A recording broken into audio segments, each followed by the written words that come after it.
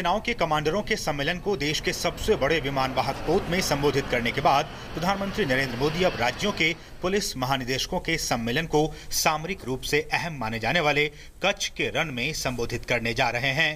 राज्यों और केंद्र शासित प्रदेशों के पुलिस महानिदेशकों तथा उप निरीक्षकों का 50वां वार्षिक सम्मेलन 18 से 20 दिसंबर तक गुजरात के कच्छ के रण में हो रहा है और इसमें प्रधानमंत्री तथा गृह मंत्री राजनाथ सिंह दोनों हिस्सा ले रहे हैं।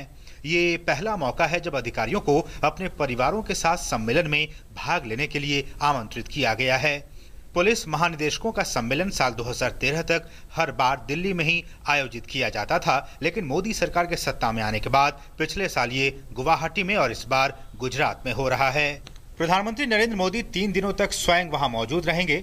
ऐसा पहली बार हो रहा है जब प्रधानमंत्री नरेंद्र मोदी सम्मेलन में 3 दिनों तक रहेंगे और आला पुलिस अधिकारियों के साथ साथ आंतरिक सुरक्षा से जुड़े लोगों से चर्चा करेंगे। सूत्रों के मुताबिक आईएस के बढ़ते खतरे, हिंसा में सोशल मीडिया की भूमिका और वामपंथी उग्रवाद से जुड़े अहम सत्रों में हिस्सा लेने के बाद प्रधानमंत्री अंत में सम्मेलन को संबोधित करेंगे।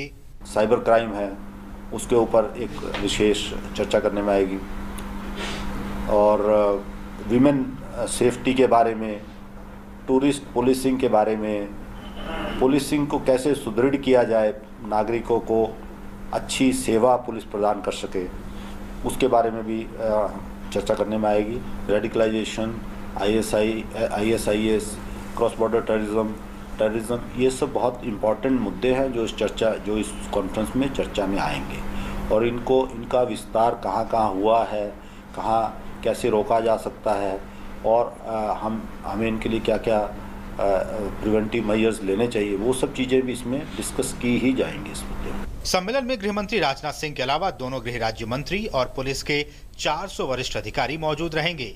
सभी राज्यों के पुलिस महानिदेशक और सीमा सुरक्षा बल, केंद्रीय रिजर्व पुलिस बल और ITBP जैसे अर्धसैनिक बलों के प्रमुख भी सम्मेलन में हिस्सा लेंगे। कच्छ में होने वाले इस सम्मेलन को लेकर सुरक्षा के पुख्ता इंतजाम किए गए हैं। देश की आंतरिक सुरक्षा पर हो रहा ये सम्मेलन काफी अहम माना जा रहा है। Bureau report, DD news.